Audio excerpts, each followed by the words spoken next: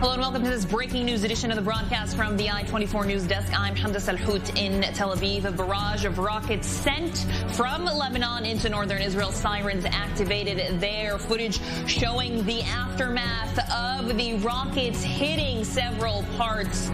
Reports in Hebrew media saying that more than 100 rockets were sent. That to be likely dozens. The Iron Dome intercepting large numbers of those projectiles that were sent from Lebanon. We're going to bring you all of the updates as they develop. Let's bring in our defense correspondent, I-24 News, is Jonathan Regev, live for us on the phone. Jonathan, the largest barrage of rockets since the 2006 war with Lebanon. Talk to us about the recent developments.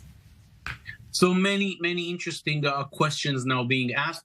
What we know is that a large barrage of rockets was fired. It began with one rocket in about 70-80 minutes ago, and then just about an hour ago, just before 3 o'clock local time, an unknown number, 15, 20, maybe even more, as you mentioned. Some sources say even 100. I think this is way too high, but still clearly a large barrage of rockets fired from Lebanon into northern Israel. The details are that at least two actually fell on the ground, impacted on the ground. We know of one person injured lightly. Interesting questions is, of course, who's behind this, whether it's Hezbollah or one of the Palestinian factions. This is not the first time in which we saw that Hamas has its own branch in southern Lebanon, and that branch joins fighting against Israel in times of tensions. This is probably what happened now. We're hearing reports unconfirmed at this moment that Hezbollah is saying they are not involved in the shooting. They are not the ones who shot into Israel.